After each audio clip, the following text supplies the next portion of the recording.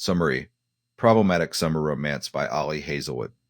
Ali Hazelwood's problematic summer romance delivers whip-smart, emotionally resonant love story drenched in Sicilian sun, tangled power dynamics, and slow-burning tension. Told from the perspective of Maya Killgore, 23-year-old struggling PhD student, the novel explores themes of desire, agency, vulnerability, and emotional honesty, all through the lens of deliciously complicated romance between a young woman and her brother's best friend. Part 1.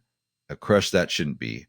Maya Killgore is in flux. Her academic career is stalled, her confidence wavers daily, and her future feels more theoretical than the data she collects in the lab. Amidst this, one obsession keeps her company.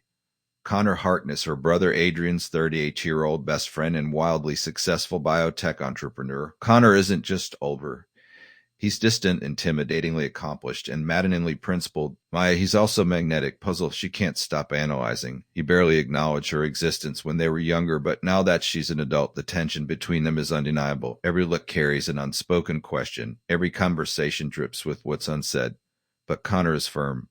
Nothing can happen between them. He cites the age gap, the imbalance in their life stages, the awkwardness of being her brother's friend. All valid concerns. He refuses to even entertain the idea of them. Maya, however, is less willing to suppress her feelings. She knows it's cliche, but she's tired of playing it safe. Part 2. Sicily. Romantic pressure cooker. Everything shifts when Maya is summoned to attend Adrian's week-long wedding celebration in Taormina, Sicily. It's supposed to be a family affair. Sunshine, ceremony, and spritzes. But from the moment she arrives at the opulent villa overlooking the Ionian Sea, she senses that nothing will be simple. Due to housing mix-up, Maya finds herself sharing guest house annex with none other than Conor. Their forced proximity sets off a cascade of longing glances, late conversations, and emotionally charged silences the longer they stay in the villa. Amidst wedding stress, unruly guests, and Mediterranean landscape that practically demands romance, the harder it becomes to pretend there's nothing between them. Hazelwood masterfully builds the slow burn. Maya starts to peel back the layers of Conor's carefully curated aloofness. She learns about the ghost in his past, broken engagement, family betrayal, and the crushing guilt keeps him emotionally guarded. For his part, Conor begins to see Maya as more than just Adrian's little sister. He sees her as brilliant, vulnerable, and boldly herself. Part 3. The summer fling that isn't. As tensions mount, Maya decides she doesn't want to suppress her desire anymore. She proposes summer fling, something temporary, no strings attached, no promises. Conor resists, then he doesn't. What follows is a series of secret trysts and emotional unravelings. Their chemistry is undeniable. Witty banter, fiery arguments, moments of deep tenderness. Maya grows increasingly aware that this isn't just fling for her. And despite Conor's protestations, it's not just physical for him either. As the wedding plans descend into chaos, complete with family drama, petty arguments, and runaway groomsmen, Maya and Conor's secret becomes harder to hide. Tensions come to head when Adrian finds out and feels betrayed, not by Maya, but by the man he trusted most. Maya, furious with both men for treating her like bystander in her own life, delivers powerful rebuke. Part 4. Choosing love and self-respect. In the novel's emotional climax, Maya forces Conor to confront his fears. Not just of what others will think, but of intimacy, of being vulnerable, of being loved in return. She also confronts her own tendency to shrink herself around people she admires. She doesn't just want Conor. She wants someone who sees her as an equal. When the wedding finally happens, it's bittersweet. Maya is no longer observer of her brother's charmed life. She's a woman who has chosen to step into the messiness of her own story. Conor shows up not with flowers, but with honesty. He admits he's scared and that she's the one thing he's willing to risk being wrong for. They meet not on the terms he once laid out, but on mutual ground. Two flawed people choosing each other, aware of what makes them problematic, and choosing love anyway. Conclusion: an unconventional love story that works. Problematic summer romance is more than just vacation love story. It's a meditation on how we let fear shape our relationships and how freeing it can be to let that fear go. It's a story about rewriting the rules of love and finding a partner who challenges and champions you at the same time. Set against the lush backdrop of coastal Italy, Ali Hazelwood blends witty, emotionally intelligent prose with tender ache of forbidden love. Maya and Conor's romance may be complicated, but in Hazelwood's skilled hands, it's also affirming, sexy, and surprisingly real. The novel concludes with Maya back in her academic life, but everything has shifted. She has clearer vision of who she is, what she wants, and who she loves. Problematic summer romance isn't just about falling in love. It's about stepping fully into your own life and daring to want more. Book review. Ali Hazelwood returns with deliciously messy, emotionally layered, and sun-drenched tale and problematic summer romance, delivering all the swoon-worthy tension fans have come to expect, plus refreshing depth that elevates this story beyond the typical rom-com. Set against the romantic backdrop of Sicily, this novel dives headfirst into one of the genre's most enduring taboos, the age gap brother's best friend romance, and Hazelwood, with her trademark wit, emotional precision, turns it into captivating contemporary meditation on love, power dynamics, and personal growth. The premise built on tension. At its core, problematic summer romance explores simple premise: what happens when what's wrong feels incredibly right.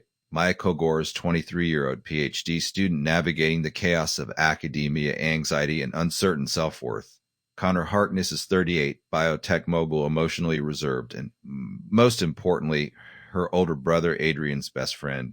He's also the man Maya has been harboring an all-consuming crush on since she was a teenager. The setup is undeniably tropey, and Hazelwood leans into that with intentionality. Older man, younger woman, power imbalance, secret attraction, forced proximity, all the ingredients are here.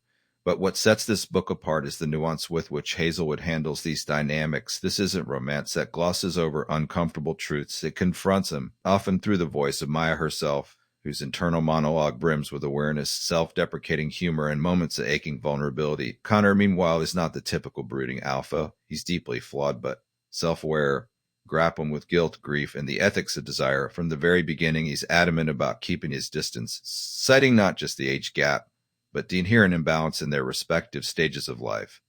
But as the progresses, it becomes clear that his resistance isn't rooted in condescension or morality. It's rooted in fear, of vulnerability, of failure, and of truly being seen. Setting the stage, romance in Taormina. Hazelwood's decision to set the bulk of the novel in Taormina, a picturesque town on the Ionian coast of Sicily, is a stroke of brilliance. The setting becomes character in itself. Sun-drenched villas, lemon groves, glittering caves, and Roman ruins. It's the perfect backdrop for emotional revelations and stolen kisses. When Maya's brother decides to host his wedding in Taormina, Maya reluctantly agrees to attend. Dismay and secretly delight. She finds herself rooming with Conor for a week. This forced proximity setup leads to the simmering tension Hazelwood excels at. Side glances that mean too much, emotionally charged arguments, and the kind of longing that borders on unbearable. The villa is also the site of chaos as the wedding begins to spiral out of control. Bridesmaids go rogue, vendors bail, and exes show up uninvited. Amidst the Maya and Conor grow closer.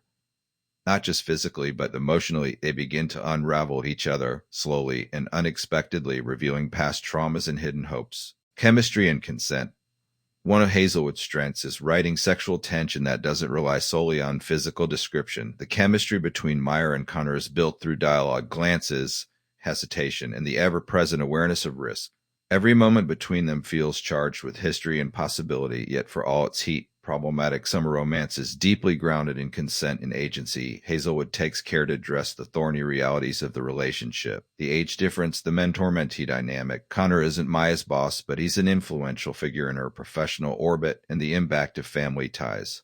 Rather than brushing these aside for the sake of fantasy, Hazel lets her characters grapple with them. Maya frequently questions her own motivations, and Conor is hyper-aware of the line between desire and exploitation. These discussions are never moralistic or heavy-handed. They're honest, and they make the eventual romance feel earned rather than convenient. Maya's arc, from uncertainty to self-possession. Perhaps the most compelling part of the novel is Maya's growth. At the beginning, she's lost, drifting in her program, unsure of her place in the world, and living in the shadow of her high-achieving brother. Her attraction to Conor in many ways represents fantasy escape, the idea that someone so accomplished might choose her. But over time, Maya starts to reframe that narrative. She begins to assert her own worth, just in her academic work, but in her relationships. Her journey is not about being chosen by Conor, it's about choosing herself first. Hazelwood allows Maya to be messy and uncertain without ever mocking her. She captures the post-grad limbo so many women experience with empathy and humor, showing how love, when healthy, can be catalyst, not cure. Conor's vulnerability, welcome subversion. In contrast, Conor's character arc is about surrender. He begins the novel tightly wound, emotionally controlled and terrified of vulnerability, his backstory, marked by failed engagement and years of self-imposed solitude. paints the picture of man who's more afraid of love than of losing it. What's refreshing is how Hazelwood resists making Connor's savior figure. He's not here to fix Maya, nor is she here to fix him. Instead, they learn to meet each other on equal footing. Both flawed, both scared, both willing to take risks. Their final reconciliation, after blowout argument and some painful truths, isn't grand or dramatic. It's quiet, tender, and emotionally raw. It's the kind of ending that feels less like fantasy and more like hope. Final thoughts. Problematic summer romance is bold, tender, and whip-smart addition to Hazelwood's growing bibliography. While it plays with beloved tropes, age gap romance, brothers, best friend, destination, wedding, it never lets those tropes dictate the emotional truth of the story. The book succeeds not because it avoids the problematic aspects, but because it confronts them with empathy, humor, and heart. Hazelwood doesn't ask readers to suspend disbelief. She invites them to examine what makes relationship healthy, respectful, and real, even when it begins in messy, inconvenient places. Whether you're here for the steamy chemistry, the Sicilian scenery, or the layered emotional arcs, Problematic Summer Romance delivers satisfying, emotionally intelligent ride that lingers long after the final page. Rating 4.5.